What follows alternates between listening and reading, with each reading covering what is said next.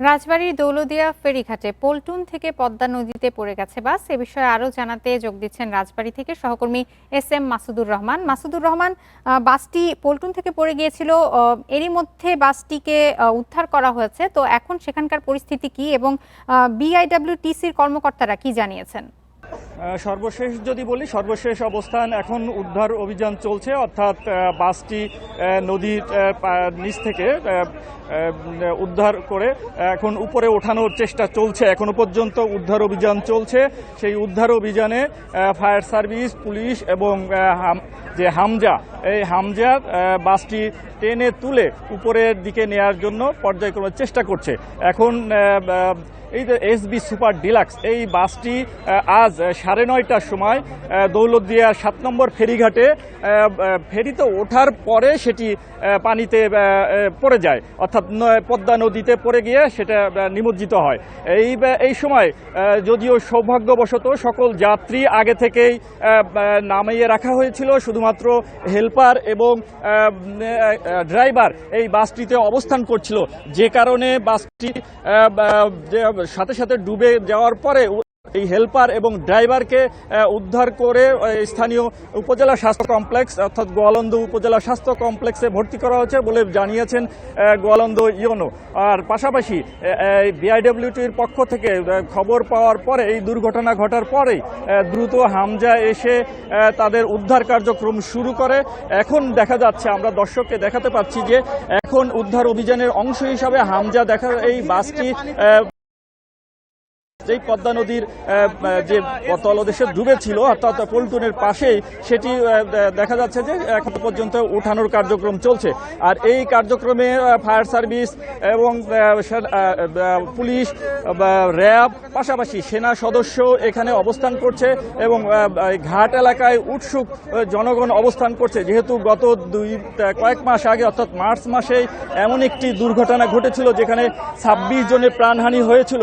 সেই বড় ধরনের দুর্ঘটনার থেকে শিক্ষা নিয়ে কিছুটা প্রস্তুতি থাকলেও এই বাসটি কিভাবে পড়েছে এবং বাসটি কিভাবে পানিতে পড়ে গেল সেটি হয়তো তদন্ত করে দেখবে। কিন্তু হতাহতের যে খবর সেটি আশাব্যঞ্জক, যে কেউ এখনো পর্যন্ত নিহত হননি, অর্থাৎ সকল যাত্রী বাস থেকে নেমে যাওয়ার কারণে এই বাসে কোনো যাত্রী ছিল না এবং বাসে শুধুমাত্র হেল্পার এবং ড্রাইভার ছিল। তাদেরকে উদ্ধার করে গোয়ালন্দ উপজেলা স্বাস্থ্য কমপ্লেক্সে চিকিৎসা দেওয়া হচ্ছে। পাশাপাশি আমরা জানতে পেরেছি এই এসডি সুপার ডিলাক্স মেহেরপুর থেকে ছেড়ে এসে ঢাকাগামী এই বাসটি যখন আজ সকাল 9:30টায় 7 নম্বর পল্টনে উঠে এরপর ফেরিতে ওঠার পরেই জানতে পারা যায় যে এই বাসটি নদীতে পড়ে যায় এবং নদীতে পড়ে সেটি নিমজ্জিত হয়। খবর পাওয়ার মাত্রই প্রশাসন এবং ফায়ার সার্ভিস, উদ্ধারকারী সকল দপ্তর যৌথভাবে এই বাসটি উদ্ধারের অভিযান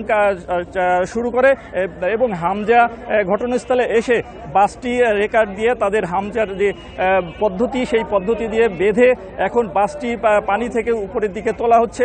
দেখা যাচ্ছে বাসে এখনো পর্যন্ত যে ঈদগামী, ঈদের ছুটির পরে ঢাকার যে যাত্রীরা ছিল তাদের লাগেজগুলো এই বাসের ভিতরে দেখা যাচ্ছে এবং এইগুলো সংরক্ষণ করে রাখছে প্রশাসন।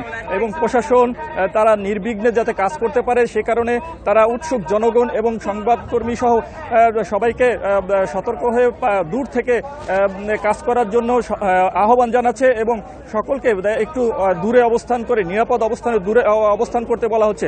পাশাপাশি দেখা যাচ্ছে এখানে সেনাবাহিনী, পুলিশ, র্যাব, আইন শৃঙ্খলার সকল বাহিনী সদস্যরাই এখানে উপস্থিত হয়ে আইন শৃঙ্খলার কাজ সহ এই উদ্ধার অভিযানের সহযোগিতা করছে, যে কারণে এই উদ্ধার অভিযান এখনো পর্যন্ত অব্যাহত আছে। আর বিআইডব্লিউটি যেটা বলেছেন, বিআইডব্লিউটির পক্ষ থেকে এখনো পর্যন্ত কোনো বিষয় সংবাদকর্মীকে জানানো হয়নি। তারা এখন উদ্ধার অভিযান নিয়ে ব্যস্ত আছেন। তারা উদ্ধার অভিযান সমাপ্ত করে হয়তো তারা এই বিষয়ে সামগ্রিক বিষয়টা তুলে ধরবেন সাংবাদিকদের কাছে, যে কি কারণে, কিভাবে, কার গাফিলতির কারণে এই বাসটি পানিতে ডুবে গেল।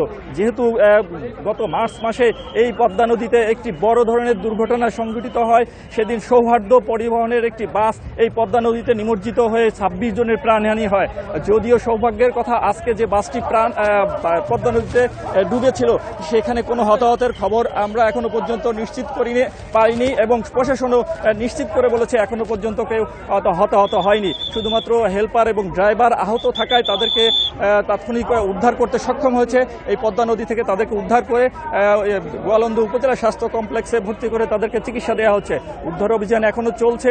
উদ্ধার অভিযান সমাপ্ত হলে পরবর্তী তদন্ত কমিটি বা আইনগত ব্যবস্থা ও সামগ্রিক বিষয় প্রশাসন ব্যবস্থা নেবেন। আমরা এখানে কোস্টগার্ডকে দেখতে পাচ্ছি। আমরা coast guard, fire service, RAB, police এবং সেনা সদস্যরা এই উদ্ধার অভিযান এবং সামগ্রিক পরিবেশ রক্ষায় তারা কাজ করছেন। সকাল 9:30টায় দৌলতদিয়ার 7 নম্বর ফেরিঘাটে এই দুর্ঘটনাটি ঘটে। যদিও মর্মান্তিক দুর্ঘটনাটি সংঘটিত হতে পারত যদি কোনো প্রাণহানির মতো বড় কোনো ঘটনা ঘটত, যদিও আমরা সেই ধরনের প্রাণহানির খবর এখনো পর্যন্ত প্রশাসন নিশ্চিত করতে পারেনি, কারণ সকল যাত্রী উদ্ধার হয়েছে, অর্থাৎ তারা ফেরিতে ওঠার পূর্বেই তারা নেমে যাওয়ার কারণে বড় ধরনের কোনো প্রাণহানি এখানে হয়নি বলে আমরা এখন পর্যন্ত নিশ্চিত হয়েছে এবং প্রশাসন নিশ্চিত করেছে। উদ্ধার অভিযান চলছে। এই ছিল রাজবাড়ী দৌলতদিয়া 7 নম্বর ফেরিঘাটের বাস নিমজ্জিতর সর্বশেষ খবর। রাজবাড়ী থেকে জানাচ্ছিলেন সহকর্মী SM মাসুদুর রহমান।